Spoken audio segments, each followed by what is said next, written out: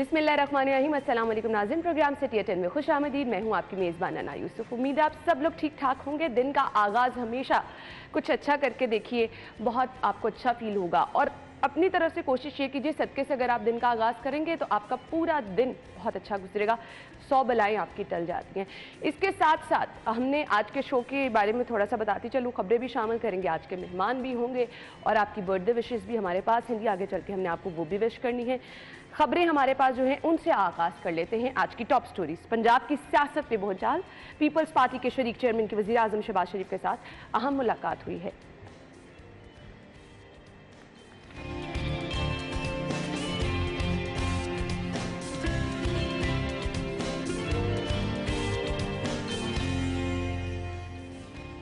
कप्तान का बाउंसर उल्टा पड़ गया, इत्तेहाद और इक़्तिदार बचाने के लिए ज़मान पाक में तवील मुशावरत।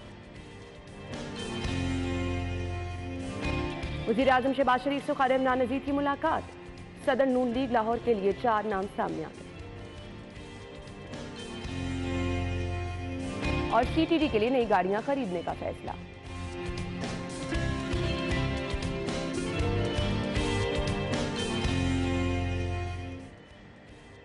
Welcome back. खबरें आप जान चुके हैं, आज की टॉप स्टोरीज ये हैं। तो नाज़रीन, ये थी अपडेट हाईकोर्ट से जो कि आप तक पहुंचा दी। अपनी खबरों की तरफ चलते हैं जी। खबर हमारे पास है जी, जो पंजाब की सियासत पे भूचाल। हमारे साथ हमारे सीनियर रिपोर्टर्स मौजूद है, शाहिद सिप्रा साहब और अली साई साहब ने हमें ज्वाइन किया। अस्सलाम वालेकुम। क्या हाल चाल है आप? बिल्कुल ठीक ठाक। पंजाब की सियासत, पंजाब को नजरअंदाज बारहा किया जा रहा था। अब ये जो पंजाब की सियासत में भूचाल आ रहा है, इसकी जद में अवाम भी तो नहीं आएंगी शायद सिप्रा साहब? बिस्मिल्लाहिर्रहमानिर्रहीम। देखें, आवाम का तो शायद फ़ायदा हो जाएगा। देखें, फेडरल में जिनकी गवर्नमेंट है, उनकी अगर पंजाब में गवर्नमेंट आ जाएगी, और जो लग भी रहा है कि शायद आ भी जाएगी, उसके बाद मेरे ख्याल में पंजाब के जो लोग हैं उनको सुनी जाएगी। एक ज़िला में और एक डिवीजन में फंड जो जा रहे हैं उससे शायद कुछ चीज़ें और जो हैं बाकी को भी हिस्सा मिल जाएगा। अब बात यह है कि आसिफ अली जरदारी की आमद से कबल चह मगोइयाँ हो रही थी, और कल चौधरी परवेज़ इलाही साहब की जानिब से जो बयान दिया गया है, उसके बाद सियासत में एक नई जो चीज़ें हैं वो डेवलप होना शुरू हो गई हैं। पहले ये था कि चौधरी परवेज़ इलाही और उनके बेटे मोनिस इलाही जो इमरान खान साहब से मुलाकातें करते रहे और साथ में इस बात की यकीन दहानी करवाते रहे कि हम आपके साथ हैं, हमने अख्तियार आपको दे दिया है। और अभी कल भी आखिरी जो बयान था वो यही था कि हमारा इत्तेहाद कायम और दायम है और हम साथ चलेंगे। लेकिन साथ में जो उनकी इमरान खान की तकरीर पर जो चौधरी परवेज़ इलाही ने तनकीद की है, वो आपके सामने उन्होंने बड़ा खुलकर उस पर कहा है कि इनके चंद लोग जो हैं वो किस तरह तनकीद का निशाना बना रहे हैं। आसिफ अली जरदारी का लास्ट टाइम आपको याद होगा, जब अदम एतमाद आ रहा था तो लाहौर में अभी वो लैंड हुए थे, तो सियासत में एक नई चीज़ें सामने आना शुरू हो गई। कल जब वो पहुँचे हैं तो उनके बारे में तो ये तासुर है, बल्कि यकीन के साथ कहा जा सकता है कि जब तक उनके पत्ते पूरे नहीं होते वो लाहौर लैंड नहीं होती। इसका मतलब है वो अपने पत्ते पूरे करके लाहौर में लैंड हुए। उन्होंने वज़ीर-ए-आज़म है कि वो देखें तख्ते पंजाब का फैसला चोई शुजात करेंगे। जरदारी शहबाज की मुलाकातें तो, लेकिन इस वक्त गवर्नमेंट तो देखें बज़ाहिर तो है इस वक्त तक जो है वो काफ़ली और PTI की है। हाँ, लेकिन ये बड़ी अहम चीज़ है कि फैसला जो कोई और करेगा। तो जरदारी साहब जब आए हैं तो उन्होंने तमाम चीज़ों को देखा है, तमाम चीज़ों को मैनेज करके यहाँ पे आते हैं, और वो उनकी सियासत की जो चालें हैं वो मेरा ख्याल है इमरान खान की समझ में नहीं आएंगी। उनकी जो गुगली होती है खान साहब की समझ में बिल्कुल नहीं आती। खान साहब बहुत बड़े प्लेयर हैं, बड़े फास्ट बॉलर थे, अच्छी बैटिंग भी करते थे, लेकिन जब गुगली आती है और जरदारी साहब खुसूसन जब करते हैं तो खान साहब उस पर बिल्कुल या तो लेग बिफोर विकेट हो जाते हैं या बोल्ड हो जाते हैं। अब खान साहब ने जो वो परसों एक अनाउंसमेंट की और उसके बाद जो रद्द-ए-अमल आया, देखें आपके सबसे बड़े इत्तेहादी जिनके सर पे आप पंजाब में गवर्नमेंट कर रहे हैं, अगर चौधरी परवेज़ इलाही साहब खुलेआम, जिस तरह मैं कल उनका थोड़ा सा इंटरव्यू देखा है, जिस तरह वो कह रहे थे कि आप पूरे घंटे में वही बात आपने कहा कि अस्करी क़यादत पे अगर आज के बाद आपने कोई बात की तो सबसे पहले मैं आपको जवाब दूंगा और मेरी पार्टी इस पर बोलेगी।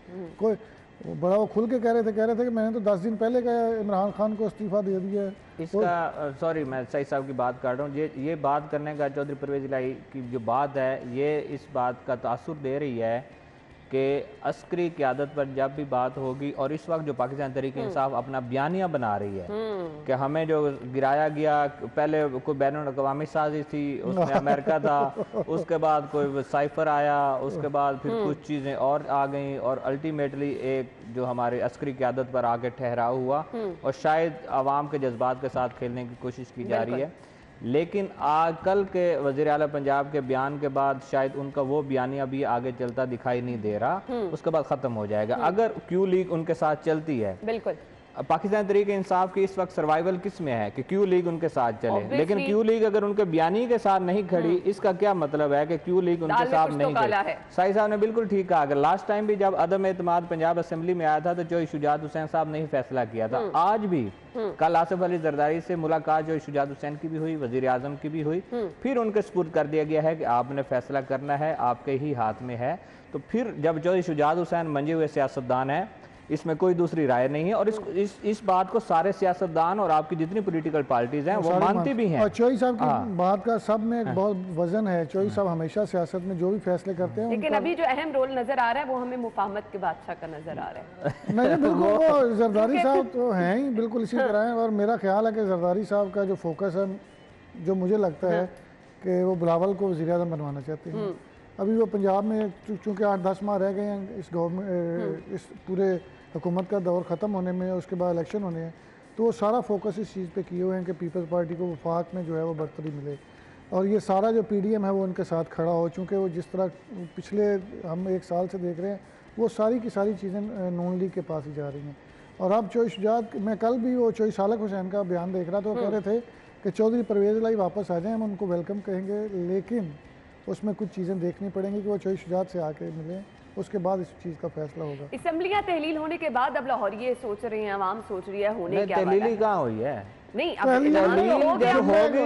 ऐलान तो हो गया, ऐलान कई दफा हो चुका है। अभी देखे, आपने अगर तहलील करनी है, यूटर्न होगा, नहीं यूटर्न हो या ना हो, मैं ये कहता हूँ कि आप जिस दिन आपने इतना बड़ा जलसा किया ना, लिबर्टी में लोगों को इकट्ठा किया और एक बयानिया बनाया कि हम लोग असेंबली तोड़ने का, तहलील करने का ऐलान करेंगे, भाई आप उसी दिन कर देते ना ऐलान। आपको तो परवेज इलाही साहब ने दे दिया हुआ अख्तियार, लिख के दे दिया हुआ। 7 दिन में क्या करना है? 7 दिन में क्या करना है? इसका क्या मतलब है कि आप बैक डोर जाके कोई मुज़ाकरात करना चाह रहे हैं, कुछ पसे पर्दा कुछ चीजें जो है वो करना चाह रहे हैं। कल देखें, पीपल्स पार्टी के सीनियर एतजाद एहसन जो हैं, उनसे बात हुई, उन्होंने कहा कि अदम एतमाद अगर आती है या एतमाद का वोट लेने का अगर चौधरी परवेज इलाही को कहा जाता है तो उनको 186 जो है अरकान को पूरा करना है। जब उनसे बात हुई कि इमरान खान साहब कह रहे हैं कि असम्बलियाँ तहलील होंगी और चौधरी साहब कह रहे हैं कि उनके पास ही सारा अख्तियार है, तो वो उनका बयान, हालांकि एतजाज एहसन साहब हमेशा इमरान खान की सपोर्ट में माजी में बयान देते रहे, कल उन्होंने कहा कि इमरान खान साहब का इस वक्त जो मशावरत करने का बयान है या वो मशावरत के साथ चलते हैं, तो मशावरत नहीं होती, वो खुद ही फैसले करते हैं और उनको इस बात का अदराक ही नहीं है कि असम्बली तहलील करने का जो मैंने बयान दे दिया है उसका उनको पता ही नहीं है कि इससे पसे पर्दा मुल्क में क्या हालात हो सकते हैं। तो इसलिए मशावरत का कहना कि इमरान खान साहब मशावरत के साथ चलते हैं, वो नहीं हो सकता। मशावरत चौधरी साहब ने कल सिपरा साहब बड़े वाज़ेह लफ्ज़ों में कहा कि इमरान खान साहब आप मोशनों को जो है वो इस तरह ना करें कि उनकी जिस तरह आप बातें कर रहे हैं वही आपको लेके आने वाले हैं, वही आपके सारा कुछ है। और उन्होंने कहा इमरान खान तो मोनस लाई को वज़ीर नहीं बनाना चाहते थे, नहीं, वो साथ बिठाने की भी कोई बात नहीं है। शहर लाहौर इस वक्त सियासत के बड़ों की मेरे ख्याल से मरकज बना हुआ है, तमाम अहम मुलाकातें भी हो रही हैं। ये हफ्ता इंतहाई अहम है, ये इंतहाई अहम है। और ये भी चौधरी साहब ने जो कहा ना कि जुमा से पहले इंतहाई अहम है। जुमा को तो खैर तहलील, जुमे का दिन जुमा का तो उन्होंने तहलील का ऐलान किया हुआ है, उससे पहले जो 3-4 दिन है इसमें कुछ ना कुछ पंजाब का जो है, लेकिन पीडीएम का इत्तेहाद जो है वो मजबूत होता जा रहा है। और जो पीटीआई का इत्तेहाद है वो देखें, वो कह रहे हैं कि खान साहब मोशन कुश हैं, तो इसलिए ये चीज़ें कुछ खराबी की तरफ नज़र आ रही हैं और डगमगाती हुई नज़र आ रही हैं। चौधरी साहब ने वो बड़े पंजाबी में बड़ा वाज़े कहा था कि खान साहब के जेड़े करीबी बंदे ने बड़ा टिटर बिटर करते हैं, तो उन्होंने नाम लिया उस फैमिली का, वो खुद आते हैं और उनकी बीवी आ जाती है, बल्कि उन्होंने तो उनकी औकात भी याद करवाई है। खैर, ज़मान पाक इस वक्त सबकी तवज्जो का मरकज है। कुछ ज़मान पाक की सिक्योरिटी, कुछ ज़मान पाक में होने वाली मुलाकातें, और ये मुलाकातें आगे चल के क्या रंग लेकर आएंगी ये हमने डिस्कस करना है ब्रेक के बाद ज्वाइन करेंगे, हमारे साथ ही रहिएगा।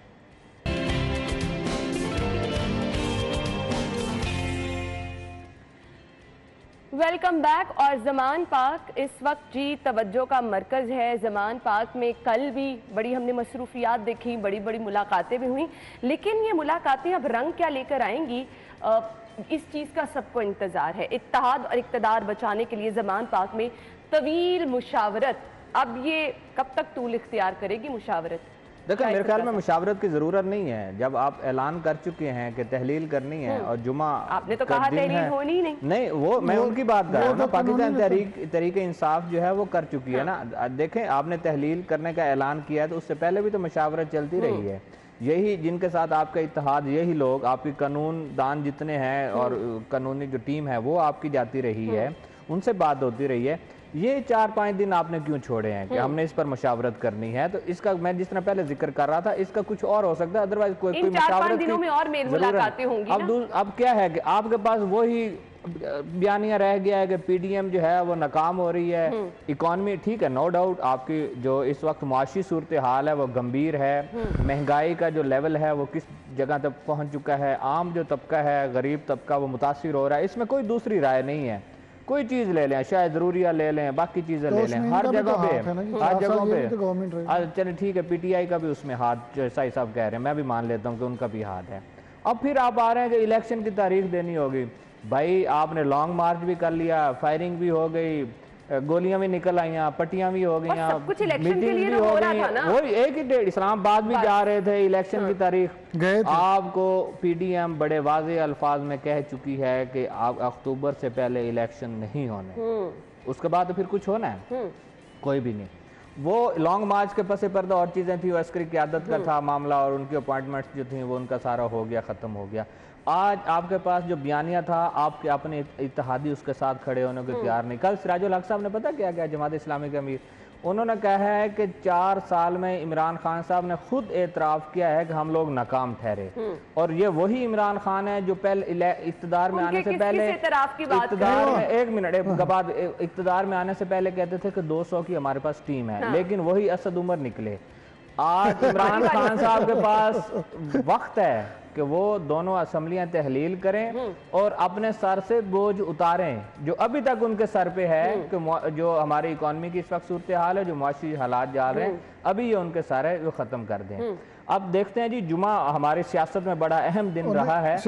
आने वाले जुमे में क्या होता है? माई नहीं होती जी वैसे ही रोस के आंदी कि मनाओ। खान साहब का वही लग रहा है कि खान साहब ने जुम्मे का 7 दिन का टाइम दिया, इसमें वो सोच रहे हैं कोई ना कोई मेरे पास आएगा, कोई मनाएगा। उन्होंने खुली ऑप्शन दे दी है कि दरवाजे खुले हैं। कोई कानूनी चीजें भी होती हैं। नहीं, जिन लोगों ने पैगाम लेकर जाना है वो तो आपके बयानी के खिलाफ आवाज उठा रहे हैं। फिर आप क्या किससे क्या बात करें? जब वो इक़्तिदार से उतरे थे तो कह रहे थे कि गैर मुल्की ताकतें इसमें शामिल थी, उन्होंने ये सारा कुछ हटाया, फिर साइफर, फिर गद्दार।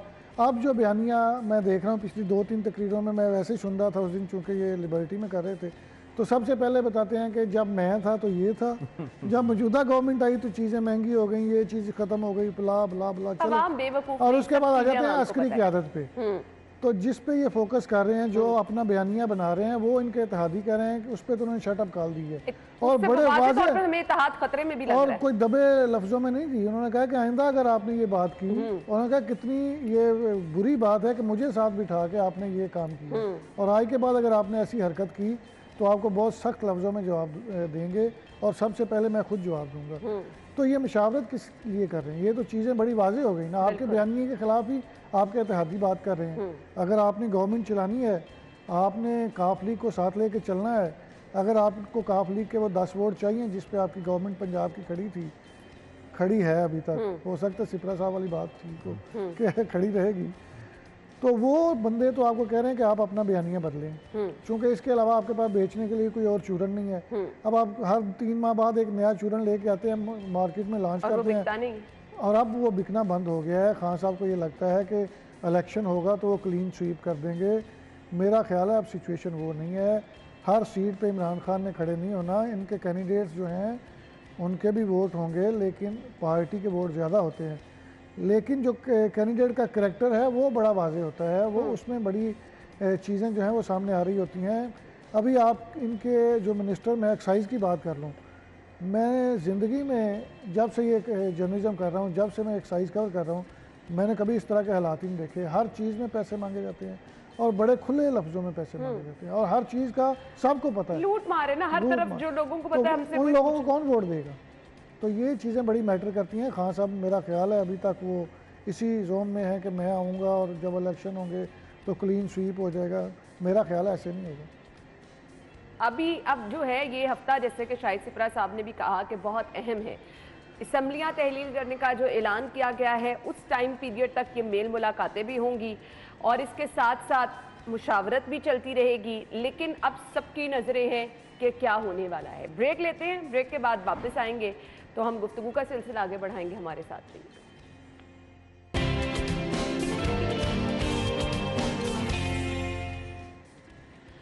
खुश आमदीद आपको एक बार फिर से कहेंगे। वजीर आजम से ख्वाजा इमरान नज़ीर साहब की मुलाकात हुई है। नून लीग लाहौर की सदारत के लिए 4 नाम सामने आ गए हैं। तंजीम साजी और कारकुनों को मुतहरिक करने का टास्क दे दिया गया। सदारत का फैसला 1 हफ्ते में हो जाएगा।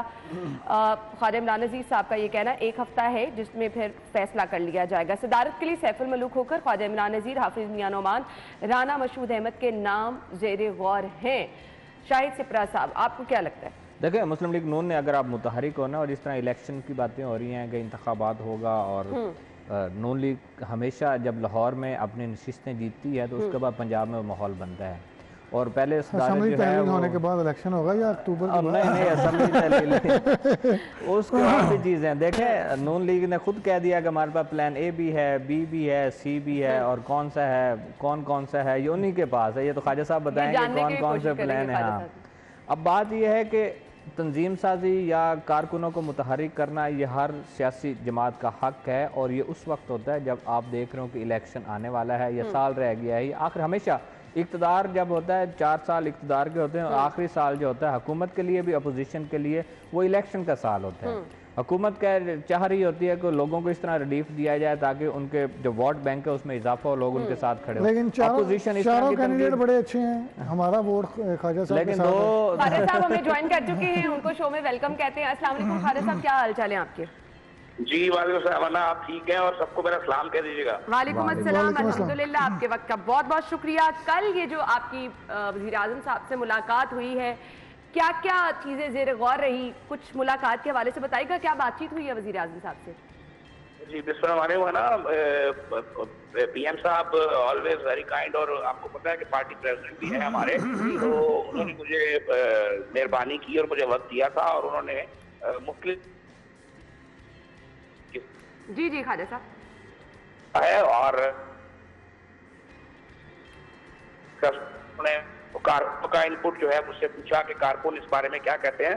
तो मैंने पीएम साहब को बड़ा वाशगाफ अल्फाज में कहा कि जी अल्लाह के फजल से हम, चूंकि हमारी और आपकी तवज्जो जो है वो सैलाब ज़ब्दान की बहाली पर और मईशत की बहाली पर लगी रही है, और आपने पिछले 4 माह में अपनी पार्टी की पॉलिटिकल एक्टिविटी जो है उसको बिल्कुल नहीं किया, तो उसकी वजह से एक वैक्यूम जो क्रिएट हुआ, वो शायद कुछ लोगों को ये खुशफहमी हो गई है कि इमरान खान साहब जो है वो जंगल में अकेले ही नाच रहे हैं।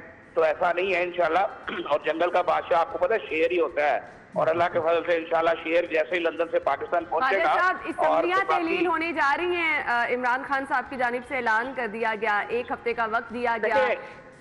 देखिए प्रॉब्लम पता क्या है, प्रॉब्लम ये है कि मुझे कुछ पिछले दिनों एक टेलीविजन के शो में ना आपकी एक मिनिस्टर है, उन्होंने मुझे कहा जनाब के पूरी केपी के एमपीएस ने और पूरे पंजाब के एमपीएस ने इमरान खान साहब की इस कॉल पे लबैक कर दिया है। तो मैंने उनसे ये कहा था कि प्रॉब्लम ये नहीं है कि जो आपके फॉलोअर्स हैं वो आपकी कॉल पे लबैक कहते हैं या नहीं कहते, प्रॉब्लम तो ये है कि इमरान खान साहब अपनी कॉलों पे खुद लबैक नहीं कहते, चीज से मुकर जाते हैं, हर चीज से यू टर्न ले लेते हैं। तो इमरान खान साहब का कोई पता नहीं है भाई, अगर आपने असेंबली तोड़ दिया तो तोड़ के फारग करें यार, ये क्या तमाशा लगाया हुआ पूरे मुल्क में, 1.5 महीने से लोगों को पागल किया हुआ है। मैं आज तोड़ा हूँ, मैं कल तोड़ा हूँ, मैं जुमे को तोड़ूंगा। भाई जुमे तक इंतजार क्यों करते हो? लाओ, आपके पास परवेज लाई साहब ने साइन कर दिया, सुबह ही असेंबली तोड़ो, अभी तोड़ो, आओ इलेक्शन के लिए हम तैयार हैं। लेकिन असल बात यह है कि इमरान खान साहब का दिल नहीं करता, 4 सूबों की हुकूमत जेब में डाल के बैठे हुए हैं, 3000 पुलिस एहलकार उनके घर के पास तैनात हैं, वीवीआईपी प्रोटोकॉल के मजे वो ले रहे हैं, ना वो प्राइम मिनिस्टर है ना वो चीफ मिनिस्टर है,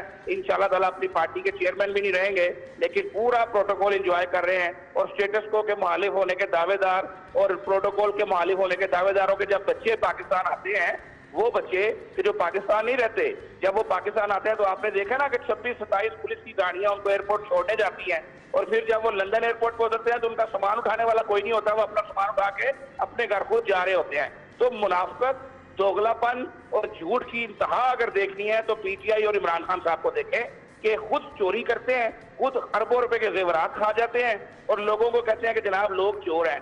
खुद जो है वो हेलीकॉप्टर पे रक्षे की तरह उसको इस्तेमाल करते हैं, केपी गवर्नमेंट का हेलीकॉप्टर, और उसका किराया भी नहीं भरते। और जब पकड़े जाने लगते हैं, चोरी पकड़ी जाती है, तो केपी असेंबली से बिल पास करा के अपने आप को एनआरओ दे देते हैं कि जनाब 2008 से जो हेलीकॉप्टर है उसका वो पूछ जो है वो नहीं होगी। तो कहने का मकसद ये है कि एनआरओ जी वो भी आप लोगों पे इल्जाम लगाते हैं, एनआरओ खुद लेते हैं। मैंने प्रैक्टिकली आपको साबित करके बता दिया है कि इमरान खान साहब ने हेलीकॉप्टर के मामले में। खालिद साहब, आने वाला एक हफ्ता अहम है, तो पंजाब की सियासत का मुस्तकबिल आप क्या देख रहे हैं? शेर कब तक आ रहा है? देखिए, मैं आपको बता रहा हूँ, मैं आपको बड़ा क्लियर बता रहा हूँ हैसियत सियासी कारकुन के इमरान खान साहब अपने सारे पत्ते खेल चुके हैं। अब उनके पास कोई पत्ता बाकी नहीं बचा है। और जो सबसे बड़ी खुशी कर रहे हैं, देखिए जनरल बाजवा साहब रिटायर हो गए हैं, मैं उस पर बात नहीं करना चाहता, लेकिन हकीकत यह है कि नवाज शरीफ साहब के साथ जो जुल्म और ज्यादती हुई, नवाज शरीफ साहब के साथ जो कुछ किया गया, उसका अशर अशीर भी इमरान खान साहब के साथ नहीं हुआ। और बाजवा साहब ने आखिरी दिन तक इमरान खान को लाडला रखा और उसको बचा के रखा, उसको जाते जाते केपी की अपनी पंजाब की गवर्नमेंट भी दिला गए। तो इन तमाम एहसानात का बदला इमरान खान साहब उनकी गालियों से तवाजा करके कर रहे हैं, और ये अल्लाह का निज़ाम है। मैं इस पे और कोई कमेंट नहीं करूंगा, ये अल्लाह का निज़ाम है। तो बहरहाल साबित हो गया है कि इमरान खान साहब अपने मौसलों के साथ क्या सलूक करते हैं। और वो हजरत अली रहमतुल्लाह अलैह का रज़ी अल्लाह अन्हु का कौल है ना कि जिस पे एहसान करो उसके शर से बचो। तो बाजवा साहब को चाहिए था कि इमरान खान साहब पे जब एहसानात कर रहे थे तो हजरत अली रज़ी अल्लाह अन्हु का कौल याद रखते कि इसके शर से भी बचना है। तो इंशाल्लाह कुछ भी नहीं होने जा रहा, कोई क़यामत नहीं आएगी। ये आज असेंबली तोड़े, हम इलेक्शन कराएंगे और इनको इंशाल्लाह शिकस्त देंगे। और शहर लाहौर की जहां तक बात है, हम शहर लाहौर में हमने अपने खालिद साहब शायद सिद्दीकी साहब कुछ पूछना चाह रहे हैं, करेंगे तो इनको लग पता जाएगा। खालिद साहब शायद सिद्दीकी साहब अगर आप एतमाद का अवार्ड देते हैं या तो एतमाद सबमिट होती है, तो क्यू लीग का इत्तेहाद जो है वो नून लीग के साथ हो सकता है पंजाब में हुकूमत बनाने के लिए? देखें सफरा साहब, चौधरी शुजात हुसैन साहब काफ लीग के प्रेसिडेंट हैं, और अगर सुप्रीम कोर्ट ने एक मरतबा इमरान खान साहब के हक में वो आर्टिकल 25A की तशरीह की थी और प्रेसिडेंट को जो है और चेयरमैन को सुप्रीम करार दिया था, तो एक केस में दो बातें नहीं हो सकती। सुप्रीम कोर्ट को भी इस बात का जवाब देना पड़ेगा और सुप्रीम कोर्ट को इसको डेफिनेटली रिव्यू करना पड़ेगा कि चौधरी शुजात, अगर इमरान खान साहब को मरकजी हैसियत में तस्लीम किया जाता है तो फिर चौधरी शुजात साहब की भी हैसियत तस्लीम करना होगी। और अगर चौधरी शुजात साहब की हैसियत तस्लीम नहीं की जाती तो इमरान खान साहब की भी हैसियत जो है वो उस मामले में तस्लीम नहीं की जा सकती। तो दो एक ही जैसे केसों में दो मुख्तलिफ आरा और दो मुख्तलिफ फैसले जो हैं वो नहीं हो सकते, उनका जवाब देना पड़ जाएगा कभी ना कभी। और सीधी सी जो बात है, इंशाअल्लाह ताला आप बजल बच चुका है और मोहतरम आसिफ जरदारी साहब और शहबाज साहब कल चौधरी शुजात साहब से मिले हैं, पत्ता जो है चौधरी शुजात साहब के हाथ में है। हम नहीं चाहते, मैं बड़े अफसोस करूं परवेज इलाही साहब की जो कुछ उन्होंने किया है, और खासकर जो उनकी कल की स्टेटमेंट है कि जनाब 25 मई का बदला लेंगे, तो जो उनके लिए अर्ज है सफरा साहब कि उन्होंने जब वो चीफ मिनिस्टर थे मुशर्रफ के दौर में, तो उन्होंने जुल्म के बेपनाह पहाड़ तोड़े थे जब शहबाज शरीफ साहब आ रहे थे। मैं आपको एक मिसाल दूं कि मेरा छोटा भाई जिस दिन शहबाज शरीफ साहब आ रहे थे उससे 2-3 दिन पहले एक्सीडेंट में उसकी डेथ हुई। मैं अपने भाई को कब्र में उतार रहा था तो उस पर पुलिस की रेड हो गई थी। तो ये तो इतने जालिम लोग हैं, ये किस मुंह से बात करते हैं तशद्दुद की और दूसरी चीजों की। तो इंशाअल्लाह ताला जब मैदान सजेगा तो लग पता जाएगा और इनकी तमाम खुशफहमियां दूर करेंगे। और आज परवेज इलाही साहब जो तलवे चाट के इमरान खान के अपनी नौकरी बिछाने के चक्कर में है ना, ये कोई नहीं बचनी।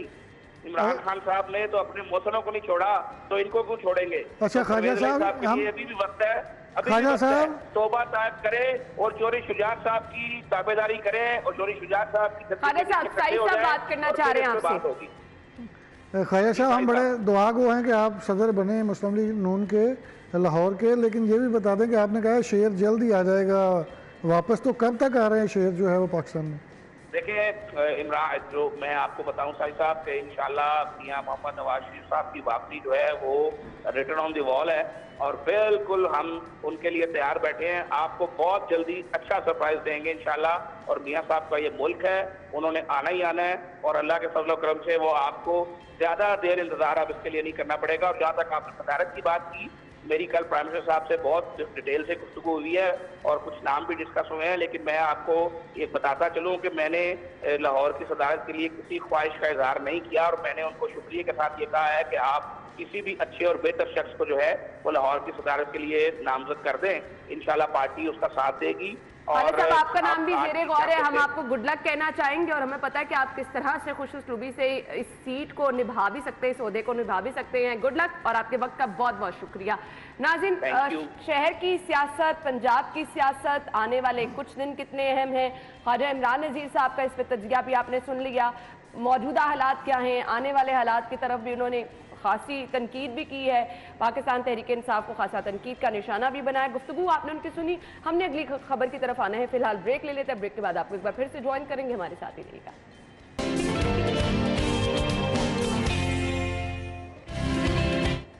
Welcome back. और अब कुछ मसाइल की तरफ आ जाते हैं जी। पब्लिक हेल्थ मुलाजिमीन की बात करते हैं। मुस्तकिली के लेटर लिए बगैर घर जाने से उन्होंने इनकार कर दिया। मुजाहिरीन 4 रोज से क्लब चौक में धरना दिए बैठे हैं। हुकूमत की जानिब से कोई भी नुमाइंदा, जब आपकी अपॉइंटमेंट हो रही होती है कि ये कॉन्ट्रैक्ट जो है ये कारकर्दगी या परफॉर्मेंस की बुनियाद पर आपको रेगुलर किया जाएगा या कॉन्ट्रैक्ट की एक्सटेंशन होगी, ये चीज़ होगी। अब ये मुलाजमीन आके बैठ गए हैं, जो मुझे लग रहा है कि अपने एहतजाज इस वजह से कर रहे हैं कि उनको मुस्तकिल किया जाए। लेकिन मेरे पास फेडरल गवर्नमेंट है, फेडरल गवर्नमेंट रोज़ाना कोई ना कोई मरासला जारी कर रही है कि ना किसी को रेगुलर करना है, ना डेली वेजेस को इवन कॉन्ट्रैक्ट पर लेकर आना है। तो मेरा नहीं ख्याल कि मौजूदा जो हालात हैं इनमें इन मुलाजमीन की बात सुनी जाएगी। मुश्किल किसको हो रही है? राहगीरों को हो रही है। आपकी मेन शाहराह बंद पड़ी हुई है, ट्रैफिक जाम है, ट्रैफिक का निज़ाम वहाँ बुरी तरह दरहम बरहम है। सुन रहे थे कि रात को सिटी जो ऐसी सिटी हैं वो आए हैं, उन्होंने कोई डराया धमकाया भी है कि हम वाटर कैनन का इस्तेमाल करेंगे और आपको उठाएंगे। और देखें, मजाक रात का रास्ता जो होता है वो सबसे ऐसा रास्ता होता है। डराना धमकाना जो है वो मसले का हल नहीं होना चाहिए। आपसे जो पॉसिबल हो सकता है वो करें, उनको यकीन दिलाना है या फिर जिस तरह से भी दिलाना यकीन ही है। एतमाद भी लेना है। मुझे वाइंड अप करना है। सिर्फ एक खबर पर साई साहब का मुझे कमेंट चाहिए। सीटीडी के लिए नई गाड़ियां खरीदने का फैसला, 11 करोड़ 44 लाख का फंड मंजूर।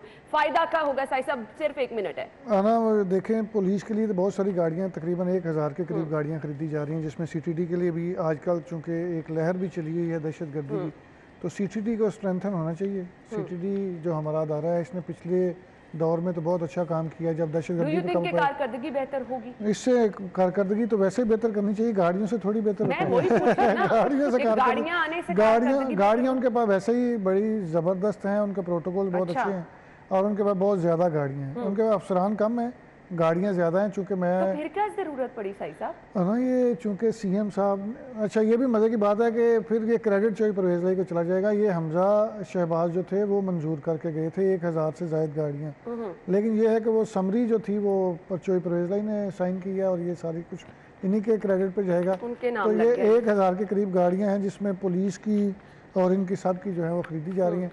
अल्लाह करे बेहतरी आ जाए। दुआ गो है कुछ कारकर्दगी में भी बेहतरी आए। थैंक यू सो मच, आप लोग के वक्त का शुक्रिया। नाज़रीन, ब्रेक होगी, हेडलाइंस फिर आते हैं शो में।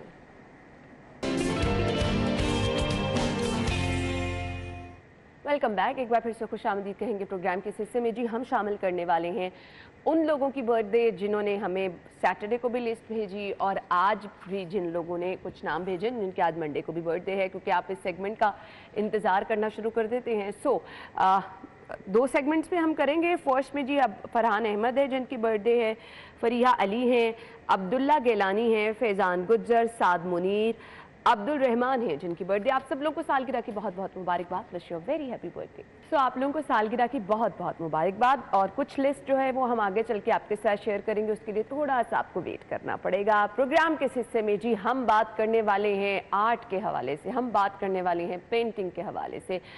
मैं कहती हूँ कि हमारे यहाँ जो टैलेंट है वो, मैं तो दंग रह गई हूँ वो देख के, हैरान भी हूँ, परेशान भी हूँ। और अल्लाह ताला के, मैं कहती हूँ कुदरत का ये करिश्मा होता है, ख़ास अल्लाह ताला का करम होता है उन लोगों पे जिनके हाथों में अल्लाह ताला ने इस कदर ज़बरदस्त जो है वो जादू डाल दिया है कि इतना ज़बरदस्त काम वो किस तरह से कर लेते हैं।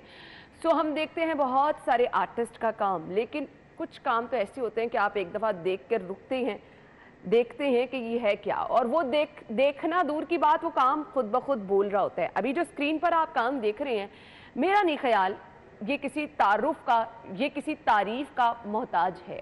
खुद से ये पेंटिंग्स जो हैं बोल रही हैं कि किसी ने इस पे काम किया है। अल्लाह ताला की कुदरत के रंग इसमें नज़र आ रहे हैं कि किस तरह से खूबसूरती से कोई इतना ज़बरदस्त काम कर सकता है। अब हम ज़्यादा इंतज़ार नहीं कराएंगे, हम मुलाकात करा देते हैं आपके हमारे साथ। हमारे मेहमान मौजूद हैं जिनका ये ज़बरदस्त काम इस वक्त स्क्रीन पर आप देख रहे हैं, इमरान काज़मी, जिन्होंने हमें ज्वाइन किया है। अस्सलाम वालेकुम इमरान। वालेकुम अस्सलाम, थैंक यू सो मच। बहुत बहुत शुक्रिया इमरान, आपके वक्त के लिए भी। मैं तो हैरान रह गई हूँ, आप इतना ज़बरदस्त काम कैसे कर लेते हैं? देखें, काम आर्ट प्रैक्टिस से ये चीज़ अचीव की जा सकती है। आर्ट में या किसी भी फील्ड में जब तक आप प्रैक्टिस नहीं करते रेगुलर, आप कोई भी चीज़ अचीव नहीं कर सकते। हाँ, वो तो चाहे कोई भी फील्ड हो, आपकी मेहनत और आपका टाइम मांगती है। कुछ अपना एक्सपीरियंस बताएं, कितना अरसा हो गया इस फील्ड में? मैं 2012 में NCA में मैंने एडमिशन लिया था। 16 मेरा बैच था, 16 में मैं पास आउट हुआ था ग्रेजुएशन कंप्लीट करके। उसके बाद मैं 2018 में लंदन में फ़र्स्ट मेरी एग्जीबिशन आर्ट फेयर्स 2 मैंने पार्टिसिपेट किया था, और लंदन नेशनल गैलरी लंदन में मैंने मुझे चांस मिला था काम करने का। वहाँ पे रेम्ब्रांट मेरे फेवरेट आर्टिस्ट हैं, डच आर्टिस्ट हैं, रेम्ब्रांट और कैरावाजियो। तो रेम्ब्रांट की एक पेंटिंग को मैंने रेप्लिकेट किया था दी नेशनल गैलरी में लंदन में, वहीं पे 43 डेज़ में रह के मैंने पेंट किया था। उसके बाद मेरे काम में इन्फ्लुएंस भी बेसिकली यूनिक है। मैं जो कलर स्कीम यूज़ करता हूँ, कलर पैलेट वगैरह यूज़ करता हूँ, इंस्पिरेशन है मेरी। सही। तो वो वहीं से मैंने ड्राइव किया। पहले मेरा काम, मैं स्ट्रोक्स में काम करता था, या थोड़ा सा मेरे काम में थोड़ी बोल्डनेस थी या थोड़ी रफनेस थी। तो मैंने अपने काम को इम्प्रूव किया, जो मुझे लंदन में वहाँ पे उनको लाइव उनका पेंटिंग देख के एक्सपीरियंस मिला, और उनको मैंने रेप्लिकेट किया, कॉपी किया। उसके बाद मेरे काम में काफ़ी चेंज आया। तो अब मैं ट्राई करता हूँ कि उन्हीं स्टाइल में जो ओल्ड मास्टर्स का या डच या स्पेनिश आर्टिस्ट की जो स्टाइल थे उनको मैं रेप्लिकेट करूँ, उनको कॉपी करूँ। That's great. अच्छा, मुझे ये बताइएगा, हमारे यहाँ जिन स्टूडेंट्स ने इस फील्ड में आना होता है, सम टाइम पेरेंट्स भी मना करते हैं कि बड़ा महंगा शौक है ये, फिर उस तरह से मुस्तकबिल नहीं है आगे कुछ। आपको क्या महसूस होता है, किस तरह से आप इस फील्ड को स्टार्ट से लेके चले? सपोर्टिव घर का माहौल रहा, फिर वो जो हमारे यहाँ एक फाइनेंशियल प्रॉब्लम सबको फेस करनी पड़ती है, आपको रही? फाइनेंशियल प्रॉब्लम तो नहीं रही मुझे, मेरी फैमिली ने बड़ा सपोर्ट किया मुझे। लेकिन आर्ट ऐसा जिस तरह नज़र आता है इतनी कोई महंगी फील्ड नहीं है। हर फील्ड में आपकी रिक्वायरमेंट्स होती हैं स्टडी के पॉइंट ऑफ व्यू से। मैं यहाँ पे ऐड करना चाहूँगा, फ़िनलैंड दुनिया का बेस्ट एजुकेशन सिस्टम फ़िनलैंड में है, जो उनके बच्चे हर साल टॉप करते हैं। तो उनका जो एजुकेशन सिस्टम, उनके अंदर मेन एक चीज़ ये होती है कि वो आर्ट को अपनी एक्टिविटीज़ में सबसे ज़्यादा आर्ट को लेके रखते हैं, इंपॉर्टेंट रोल देते हैं। वो अपने स्टूडेंट को कभी भी किसी भी चीज़ में बाउंड नहीं करते। ना उनका स्कूल सिस्टम हमारे जैसा होता है कि एक सेट ऑफ चेयर्स लगी हुई हैं, एक बेंचेस लगे हुए हैं, पढ़ रहे हैं स्टूडेंट्स, कोई स्ट्रेस नहीं देते। वो अपने बच्चों को फ्री छोड़ते हैं, कुशन पे बैठें, लेटें, पढ़ें, खेलें, जो मर्जी। एवरी 45 मिनट के बाद वो 15 मिनट की ब्रेक देते हैं अपने बच्चों को। वो जो मर्जी खेले, शोर करें, जो मर्जी, फ्री माइंड है। तो वो जितना इंसान फ्री माइंड रहेगा उतना क्रिएटिव होगा। तो आर्ट इज़ क्रिएटिविटी। आर्टिस्ट लोगों के बारे में कहा जाता है बड़े खुश्क मिजाज होते हैं, अकेला रहना पसंद करते हैं, या फिर जब कोई काम कर रहे होते हैं तब वो बिल्कुल तन्हाई में काम करना चाहते हैं। अपनी पर्सनालिटी के बारे में बताइएगा। ऑलमोस्ट ये ठीक है, एक कहा जा सकता है खुश मिजाजी, या जो भी काम इंसान अपनी सेटिस्फेक्शन के लिए करता है और वो उसे कर सकता है, हाँ। लोगों के सामने लेके आ सकता है, तो वो डेफिनेटली वो सेटिस्फाइड होगा, और वो सेटिस्फाइड जो भी होता है वो खुश होता है। आर्ट किस तरह की चीज़ है, हम अपने फीलिंग, अपने एक्सप्रेशन एक्सप्रेस कर सकते हैं लोगों को। आपने सही कहा। तो जिन लोगों के एक्सप्रेशन अपने अंदर दबे रह जाते हैं वो कभी भी बिल्कुल आपने सही कहा, आर्टिस्ट शेयर नहीं कर सकते, अपने आप को दिखाता नहीं। अब ये जो आपका काम मैं देख रही हूँ, बेसिक आइडिया कहाँ से ड्राइव करते हैं, काम स्टार्ट कैसे करते हैं, और माशाल्लाह ये जो इतनी खूबसूरत पेंटिंग है कितने दिन में मुकम्मल कर लेते हैं? ये तो डिपेंड करता है सब्जेक्ट के ऊपर, और उस वक्त एक हमारा पीस ऑफ माइंड होना बहुत ज़रूरी है जब कोई काम स्टार्ट करना होता है। आइडिया बेसिकली हम जब थीसिस हमारा होता है तो हमने अपना नया काम मार्केट में इंट्रोड्यूस करवाना होता है जो पहले से ना हुआ हो, तो उसमें थोड़ा बहुत चेंज, मार्केट में हर तरह का काम हो चुका है, इंटरनेशनल मार्केट को ग्लोबली देखें, रिस्पांसिबिलिटी होती है कि बस कुछ डिफरेंट होना चाहिए, तो उसमें बहुत एक थिन मार्जिन होता है, लेकिन उसमें भी हम अपनी स्पेस क्रिएट करने की कोशिश करते हैं। तो फिर उसी सब्जेक्ट को लेके हमने आगे फर्दर चलना होता है। तो इसमें कोई रिस्ट्रिक्शन नहीं है, आप अपना काम कभी भी चेंज कर सकते हैं, कभी भी रेप्लिकेट कर सकते हैं, कॉपी कर सकते हैं, लेकिन हम अपनी स्पेस में रह के ये चीज़ करते हैं, और यही एक मेन हमारा टास्क होता है।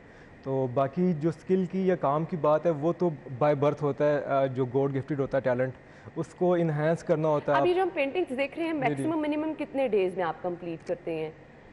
मैं 3-4 पेंटिंग इकट्ठी स्टार्ट करता हूँ। 1 मंथ 2 मंथ्स में वो कंप्लीट होते हैं स्टेप बाय स्टेप। एक पेंटिंग से फेड अप होता हूँ तो दूसरी स्टार्ट करता हूँ, इस तरह से लेयर बाय लेयर। सही। अच्छा जी, अब मुझे ये बता दीजिएगा, बेसिक सामान हमारे न्यू कमर्स जो इस फील्ड में आना चाह रहे हैं, आजकल ट्रेंड क्या क्या है, कौन कौन सी चीज़ों से आपकी पेंटिंग खूबसूरत हो सकती है, आपकी कलर क्वालिटी, आपकी ब्रशेस क्वालिटी कितनी मैटर करती है? देखिए, मैं तो रियलिस्टिक पेंट करता हूँ और मेरी काफ़ी ज़्यादा रिसर्च इस ऑयल पेंट, पिगमेंट्स वगैरह पे, ब्रशेस पे, कैनवसेस पे काफ़ी रिसर्च है। हमारे इंस्टीट्यूशन में स्पेशली पंजाब यूनिवर्सिटी वगैरह जो दूसरे इंस्टीट्यूशन हैं, वहाँ पे इतनी अवेयरनेस नहीं है। एनसीए में थोड़ी बहुत अवेयरनेस है। हम एक तो मटेरियल्स बहुत ज़्यादा इंपॉर्टेंट रोल प्ले करते हैं। मैं थोड़ा बताना चाहूँगा स्टूडेंट्स के लिए, अगर कोई आना चाहता है तो वो उनको पता हो कि मटेरियल किस तरह के होते हैं और क्या इफ़ेक्ट करते हैं। अगर एक अच्छी क्वालिटी का कैनवस, एक प्राइम्ड अच्छा कैनवस आपको मिलता है जो कि पाकिस्तान में अभी नहीं मिल रहा। मैं भी इंपोर्ट करता हूँ, पहले यूएस से इंपोर्ट करता था, अब मैं हांगकॉन्ग से इंपोर्ट करता हूँ। तो अच्छी क्वालिटी का लिनन भी होता है, फाइन कैनवस भी होते हैं, कॉटन कैनवस। वो आपके पेंट के स्ट्रोक को एक टाइम देता है कैनवस के ऊपर। आप एक बुरे कैनवस पे काम करेंगे तो आपका स्ट्रोक अगर 1 बाई 1 फीट के एरिया कवर कर रहा है तो वही उतना ही पेंट उतनी क्वांटिटी में अगर आप अच्छे कैनवस पे कर रहे हैं तो वो 2 बाई 2 फीट के एरिया भी कवर कर सकता है। सही। और इसकी क्वालिटी में भी बहुत ज़्यादा फ़र्क होगा, रिचनेस में फ़र्क होगा। इस तरह जो पिगमेंट हैं उनमें अगर आप पिगमेंट अच्छे यूज़ करते हैं, रिच पिगमेंट यूज़ करते हैं ऑयल पेंट के, तो उनकी क्वालिटी में बहुत ज़्यादा फ़र्क होता है। हमारे पाकिस्तान में मिलते नहीं अच्छे पिगमेंट, बाहर से ही आते हैं जो आर्टिस्ट मंगवाते हैं।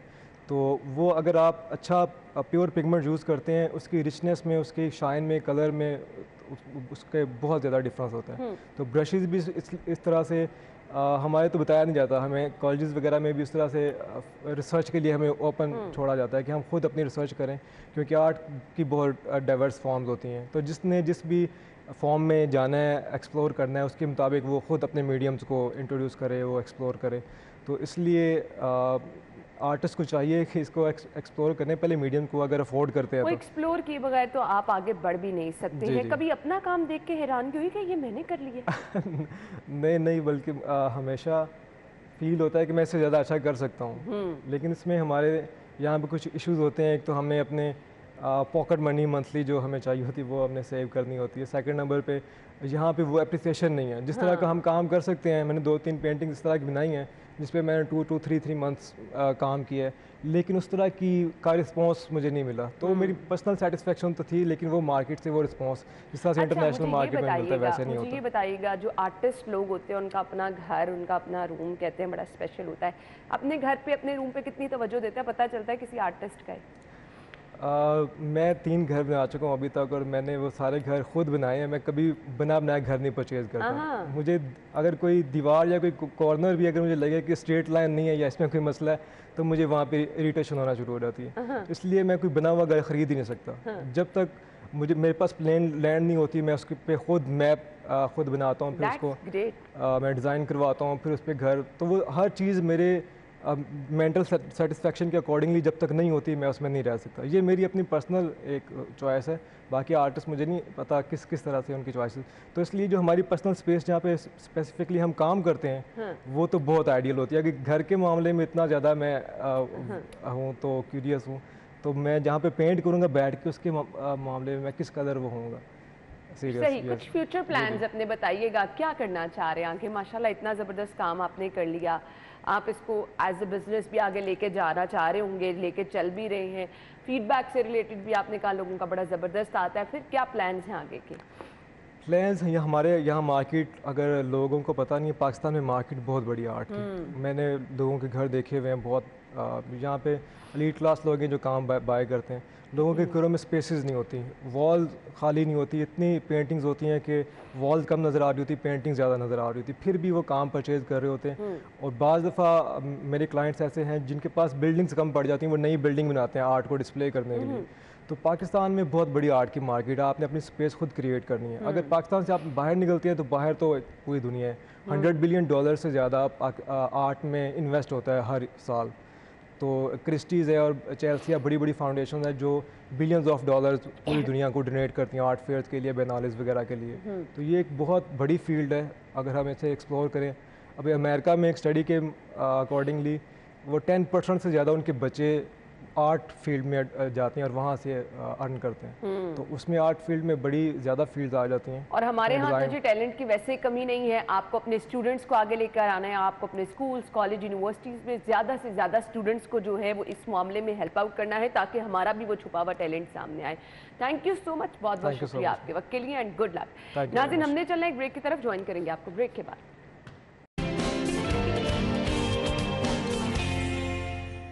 Welcome back. एक बार फिर से आपको शो में खुश आमदीद कहेंगे। प्रोग्राम के इस हिस्से में हम बहुत ही अहम गुफ्तगू करने वाले हैं। अहम मैं इसीलिए कह रही हूँ कि जिस टॉपिक पे हम आज के शो में बात करने वाले हैं वो हमारे माशरे का वो हिस्सा है। ये वो लोग हैं जो कि पूरा साल बहुत मेहनत करते हैं, गर्मी, सर्दी, धूप, छाँव, हर तरह के मौसम की सख्ती को बर्दाश्त करते हैं और मेहनत करते हैं हम लोगों के लिए। ये वही लोग हैं जिनकी वजह से हमें आसानी अपने घरों में हर तरह का अनाज मैसर आ जाता है। चावल हो, गंदम हो, दालें हो, इन्हीं लोगों की मेहनत की वजह से हमें ये तमाम चीज़ें हमारे घर में मैसर होती हैं। हमें नहीं पता कि इसके लिए कितनी मेहनत करनी पड़ती है। सो आज हम सलाम पेश करना चाहेंगे अपने उन किसान भाइयों को जो कि साल के पूरे 12 महीने दिन रात मेहनत करते हैं, फील्ड में मौजूद रहते हैं। जैसा कि मैंने कहा कि मौसम की हर तरह की सख्ती को बर्दाश्त करते हैं और फिर हमारे पास ये आसानी देते हैं कि हमें घर में हमारे वो चीज़ें आसानी से मैसर हो जाती हैं। कहने को आपको लगता है कि अच्छा जी चावल हमारे घर में आ गए, लेकिन इसके पीछे हमारे किसान भाइयों की कितनी मेहनत है, इसका अंदाज़ा करना, इसको सोचना बहुत ज़रूरी है। साथ ही साथ मैं आपको ये भी बताती चलूँ कि इन्हीं किसान भाइयों की वजह से हमारे पाकिस्तान की एक्सपोर्ट भी बहुत हद तक हम देखते हैं बहुत ज़बरदस्त किरदार अदा कर रही है। सो इन किसान भाइयों की हिम्मत को जहाँ हम सलाम पेश करते हैं, वहाँ पर फातिमा फर्टिलाइज़र भी हमेशा पेश रहा। कल हमने देखा कि ज़बरदस्त तरीके से सलाम पेश किया गया, किसान डे मनाया गया। सो मकसद क्या है ये दिन मनाने का, बेसिकली आइडिया क्या था इसके पीछे, इस पर भी हमने बात करनी है और हमारे किसान भाइयों की मेहनत से रिलेटेड कुछ चीज़ें हम डिस्कस करेंगे। हमारे साथ national marketing manager Fatima Fertilizer Rabel Sadozai साहिबा ने हमें ज्वाइन किया है। वेलकम कहेंगे अपने शो में। अस्सलाम वालेकुम राबेल। अस्सलामुअलैकुम और बहुत शुक्रिया मुझे इनवाइट करने का। थैंक यू सो मच, आपके वक्त का भी बहुत बहुत शुक्रिया। बहुत स्पेशल दिन मनाया जाता है। हम देखते हैं कि बड़े बड़े डेज मनाए जाते हैं, लोगों को सलाम पेश किया जाता है, खिराज तहसीन पेश किया जाता है, लेकिन किसान हमारे मुआशरे का वो सेगमेंट है जो कि सबसे ज़्यादा मेहनत करते हैं, लेकिन उनको अप्रिसिएशन वैसे नहीं मिलती। मैं स्पेशली थैंक यू बोलना चाहूँगी आप लोगों को। आइडिया कैसे आया, ये दिन मनाने का मकसद क्या था, बेसिकली इसके पीछे क्या मुहर्रिकात थे? जी thank you, it's a very important question. आपने, मैंने और हम सब ने हमेशा पाकिस्तान स्टडीज़ में पढ़ा है कि जी एग्रीकल्चर पाकिस्तान की रीढ़ की हड्डी है या बैकबोन है, and that is actually true. हमारे मुल्क में 8.4 मिलियन फार्मर्स होते हैं एंड एग्रीकल्चर की contribution to Pakistan GDP is around 19 to 20%। तो अगर इसको मैं मॉनेटरी टर्म्स में कहूँ तो 15,000 अरब रुपए जो है एग्रीकल्चर कंट्रीब्यूट करता है पाकिस्तान की इकोनॉमी को। लेकिन जब हम अपने किसान बहनों भाइयों से बात करते हैं, उनके साथ बैठते हैं, तो उन्हें ये फील होता है कि उनकी जो हार्ड वर्क है, उनका खून पसीना है, उसकी कोई अप्रिसिएशन सोसाइटी में नहीं है। आप और मैं शहरों में बैठ के खाना खाते हैं, दाल, रोटी, चावल, कपड़ा पहनते हैं, चीनी है, इतनी मुख्तलिफ चीज़ें हैं जो हम एहसास भी नहीं करते कि उसमें पीछे किसान की कितनी मेहनत है। और किसान ये फील कि हमें तो कोई एक्नॉलेज ही नहीं करता या सोसाइटी में हमारे इश्यूज को नहीं समझता। फिर दूसरा, जैसे आपने इंट्रोडक्शन में कहा, बहुत सारे दिन दुनिया में मनाए जाते हैं। मदर्स डे है, फादर्स डे है, कंट्रीज जहाँ एग्रीकल्चर इम्पोर्टेंट है, चाइना है, ईरान है, इंडिया है, वहाँ फार्मर्स डे भी है। लेकिन हमारे मुल्क में जहाँ एग्रीकल्चर इतनी इम्पोर्टेंस रखता है, वहाँ कोई फार्मर डे ही नहीं था। ये सारी सोच थी, तो हमने 2019 में दिसंबर 18 को एक दिन मखसूस कर दिया कि इसको फार्मर डे हमें मनाना चाहिए। And we are very grateful to the government of Pakistan जो 2019 ऑनवर्ड्स उन्होंने उसको सराहा है और इसको एक official day, gazetted day Pakistan में बना दिया गया है, December 18 as the day for farmers. सही, बीइंग एग्रीकल्चर कंट्री, हमारा ज़रूरी मुल्क है, हम बचपन से ही पढ़ते आ रहे हैं और ज़राअत के लिए हमारे किसान भाई जिस तरह से काम करते हैं, सो मुझे ये बता दीजिएगा हमारे इन किसान भाइयों की हमारे लिए क्या अहमियत है, किन अहमियत के हामिल है ये कम्युनिटी, हमें इनको किस तरह सपोर्ट करने की ज़रूरत है? हम तो अपनी एज अ कंपनी इनकी सपोर्ट डिफरेंट तरीके से करते हैं। डिफरेंट हमारे प्रोग्राम्स हैं as a society, I think, या एज अ कंट्री हमें बड़ी ज़रूरत है कि हम उनकी मुश्किलात, उनकी मुसीबतों पे बात करें, उनके जो एक्चुअल इश्यूज हैं, जो वो चैलेंजेस फेस करते हैं, उस पर बात करें। एक नैरेटिव, एक मीडिया पे डिस्कोर्स, एक डिस्कशन बहुत ज़रूरी है, ताकि ना सिर्फ एक्नॉलेजमेंट ऑफ द इशू हो, मगर उसके सॉल्यूशंस के लिए भी काम किया जाए। इसी तरह वी आर वेरी ग्रेटफुल, कल हमने तो 4 साल पहले ये जी लॉन्च किया था, लेकिन कल government of Pakistan as well as different stakeholders in different companies, they joined us in celebrating Kisan day yesterday, December 18th, and obviously फिर कल आप अगर देखें, ट्विटर हो गया, सोशल मीडिया हो गया, टीवी हो गया, एक पूरा डिस्कशन चला है कि किसानों की क्या मुश्किलात हैं, क्या प्रॉब्लम्स हैं, और बिल्कुल, ये बहुत ज़बरदस्त चीज़ है कि अगर आप ये दिन मना रहे हैं तो आप अपने इन किसान भाइयों की मुश्किलात को भी देख रहे हैं। राबेल, इन्हें अप्रिसिएशन की बहुत ज़रूरत होती है, जितनी ये मेहनत करते हैं, इनके काम को किस तरह अप्रिशिएट किया जाता है? इस दिन को अगर मनाया जाता है तो क्या इस दिन किसानों के लिए कुछ स्पेशल भी होता है? जी, एज अ कंपनी तो हमारी बहुत एक स्पेसिफिक कैंपेन पिछले 4 साल से, हर साल हम डिफरेंट कैंपेन करते हैं। हम रूरल एरियाज में अलग करते हैं, हम अर्बन एरियाज में अलग करते हैं। अपार्ट फ्रॉम दैट हम स्पेसिफिक सेमिनार्स करते हैं। पिछले 2 महीनों में हमने कोई 10 से 12 सेमिनार्स केपीके में, सिंध में, पंजाब में, जहां ना सिर्फ हमने उनको सेलिब्रेट किया है जो उनका हार्ड वर्क है, जो किसान भाई हमारे साथ काम करते हैं, सरसब्ज फर्टिलाइजर इस्तेमाल करते हैं और उनकी यील्ड हायर यील्ड होती है, हम उनको सेलिब्रेट करते हैं और हमें फिर उनको नॉलेज भी ट्रांसमिट करते हैं, बताते हैं कि क्या बेहतरीन तरीके हैं। उनको आजकल की रबी फसल लग रही है तो रबी की फसल के लिए बेहतरीन प्रोडक्टिविटी या यील्ड लेने के लिए क्या बेहतरीन तरीके हैं।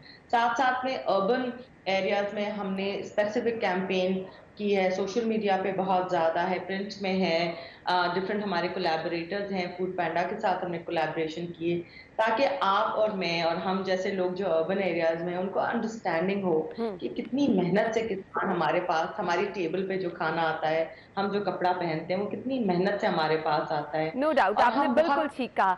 मैं आपसे ये पूछना चाहूंगी, हम बहुत जिद्दत की तरफ अब आगे बढ़ रहा है, ज़माना बहुत तेज़ी से जो है ना ग्रो कर रहा है, हर तरफ हम देख रहे हैं जदीद टेक्नोलॉजी का इस्तेमाल हो रहा है। So what do you think, इस फील्ड में हमें जिद्दत लाने की कितनी ज़रूरत है? ख़वातीन हमें हर जगह पर आगे नज़र आती हैं, सो इस फील्ड में आप ख़वातीन का रोल कैसे देखती हैं? उनको एम्पावर करना कितना ज़रूरी है? आपके 2 सवाल हैं। जिद्दत और टेक्नोलॉजी, रिसर्च की बहुत ज़रूरत है, बेस्ट सीड की बहुत ज़रूरत है। हमारी एग्रीकल्चर यूनिवर्सिटीज़ और गवर्नमेंट काम तो कर रही हैं, लेकिन इस पर ज़्यादा काम की ज़रूरत है कि how can the farmer acquire a better yield, better productivity, अपनी ज़मीन के लिए वो क्या कर सकता है, इस पे रिसर्च की बड़ी ज़रूरत है। 1 सेकेंडली, एज अ कंपनी हमने फार्मर्स के लिए, we are the only company जिन्होंने फार्मर्स के लिए ऐप लॉन्च किए, सरसब्ज पाकिस्तान, जहां वो घर बैठे उसकी ज़मीन के लिए एडवाइजरी सर्विसेज हम प्रोवाइड कर रहे होते हैं कि अभी उसने बीज लगाना है, अभी पानी लगाना है, अभी पेस्टिसाइड लगाना है और उसको किस तरह मॉनिटर करना है। So you know that is the first step towards digitisation. Secondly, हमारी सबसे बड़ी लार्ज टेक्निकल फोर्स है जो एक्चुअली जाके फार्मर्स की ज़मीन की वाटर सैम्पलिंग करती है, सॉइल सैम्पलिंग करती है और उन्हें बताती है कि उनके लिए क्या मुफीद तरीके होंगे, अगेन अपनी क्रॉप कल्टिवेशन के, क्रॉप सोइंग के, एंड डिफरेंट एस्पेक्ट। सो ये तो 2 हमारे अपने ऑन ग्राउंड एक्टिविटीज़ हैं। आपने वुमेन एम्पावरमेंट की बड़ी इंटरेस्टिंग बात की। हमारे मुल्क में, जैसे मैंने कहा, 8.4 मिलियन फार्मर्स हैं, लेकिन 22 मिलियन विमेन हैं जो डायरेक्टली या इनडायरेक्टली एग्रीकल्चर से एसोसिएटेड हैं। वो कॉटन पिक करती हैं, वो राइस की पैडी लगाती हैं, वो डिफरेंट चीज़ें करती हैं, लेकिन साथ साथ वो बड़ी बड़ी फार्मर्स भी हैं। Women empowerment and specially female farmer empowerment के लिए हमारे 2 बेसिक स्टेप्स थे। एक ऑन ग्राउंड पे हम क्या कर रहे हैं, और एक with reference to building a narrative, a discourse on women. Number 1 on ground पे जी हमने एक प्रोग्राम लॉन्च किया है जिसका नाम है Sarsabz Tabeer. This is specifically for young girls जो एग्रीकल्चर एरियाज में होती हैं, उनको हम जाके ऑन ग्राउंड स्मॉल नंबर्स में इंटरनेशनल स्टैंडर्ड की ट्रेनिंग देते हैं कि जैम, जली, अचार, केचप किस तरह बनाया जाए जो उस एरिया के स्पेसिफिक प्रोड्यूस होता है, ताकि ना सिर्फ वो खुद अपने पैरों पे फाइनेंशियली खड़ी हो सके, लेकिन they contribute to the economy of their village and hopefully जब वो बिजनेस बड़ा हो जाए तो the economy of the country. That is one specific programme for females. साथ साथ में हमने flood relief activities specially for females बहुत ज़्यादा की थी। आपको पता है ये साल काफ़ी डेविस्टेशन का साल था। Northern areas as well as Sindh में बहुत ज़्यादा फार्मर्स अफेक्टेड हुए, हमारी ज़मीनें अफेक्टेड हुई। तो हमने specific activities of female farmer relief programmes पिछले 3 महीनों में चलाए। साथ साथ हमने मीडिया पे एक डिस्कोर्स, एक नैरेटिव बिल्ड किया कि पाकिस्तान की खातून, पाकिस्तान की वैसे तो सारी खातून हैं, लेकिन जो फीमेल फार्मर्स हैं सबसे ज़्यादा करेजियस, पैशनेट और रिजिलियंट हैं। इसके लिए हमारे पास 3 स्टोरीज हैं। Rabia Sultan which is a farmer from Punjab, उनकी कहानी हम नेशनल मीडिया पे लेकर आए।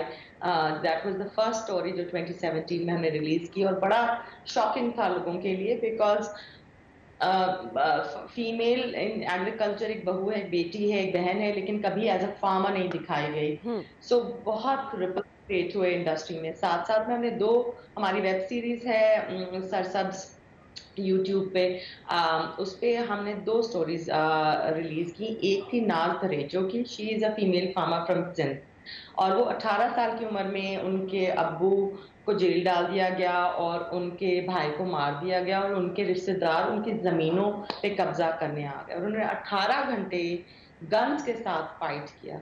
This is a real story of our land, of our country, जो हमने पेश की। And around the world people were amazed कि इस तरह की खातून जो इतनी शायद पढ़ी लिखी भी ना हो और इतनी यंग उम्र में उन्होंने अपनी ज़मीन किस तरह डिफेंड की। एक और स्टोरी है जुगनू मोहसिन की, again a female farmer from Punjab, जिन्होंने एक बड़ा नायाब कॉटन का पौधा डिस्कवर किया जिसका नाम है खाकी देसन, जिससे खादी बनता है। तो again a very changing environment for the country उनके इस खाकी देसन की वजह से।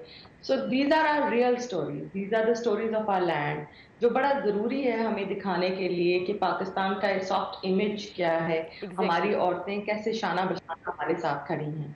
आई मस्ट अप्रिशिएट, आप जिस तरह से इन चीज़ों को अप्रिशिएट कर रही हैं, सबके सामने लेकर आ रही हैं, ये बहुत अच्छी चीज़ें हैं। And thank you so much कि आपने एक दफ़ा फिर से याद दिलाने की कोशिश की उन तमाम लोगों को जो कि नज़रअंदाज कर देते हैं हमारे इन किसान भाइयों की मेहनत। गुड लक, इसी तरह से आप ये चीज़ें करते रहें, क्योंकि ये लोग ना सिर्फ सपोर्ट के बल्कि अप्रिसिएशन के भी मुस्तहिक होते हैं। थैंक यू सो मच राबेल, आपके वक्त का बहुत बहुत शुक्रिया।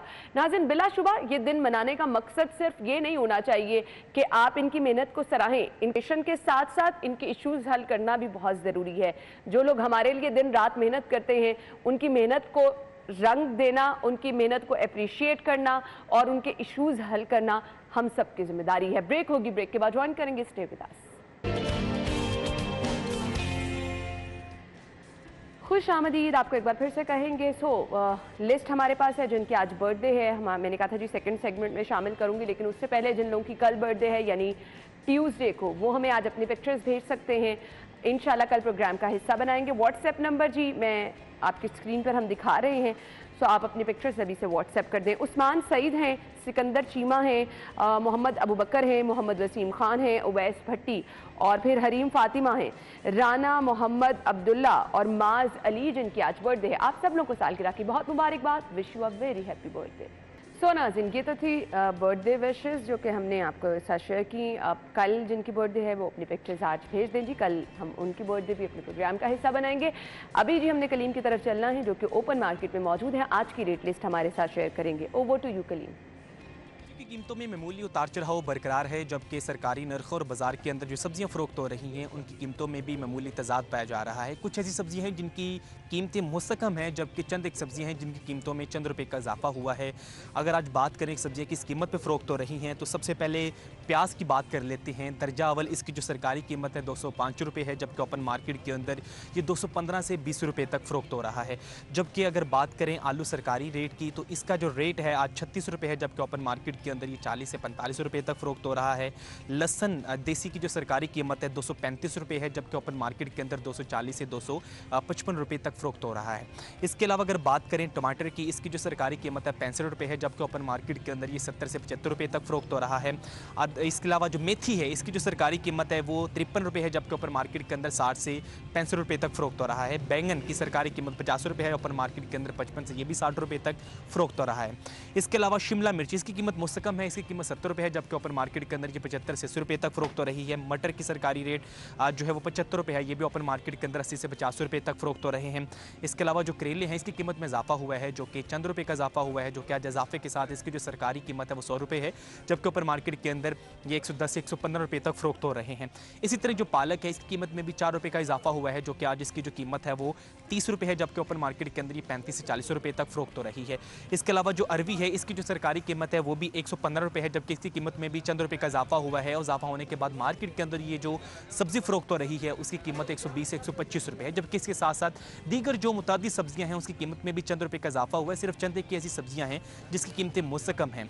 और यहाँ पर शहरी को कहना है कि वो सब्जियां जो रोज़मर्रा ज़िंदगी में हम बहुत शुक्रिया कलीम, हमें सब्जियों की कीमतें आपने बताई। अपना बहुत सारा ख्याल रखिएगा। कल सेम टाइम पर मुलाकात होगी। अल्लाह हाफ़िज़।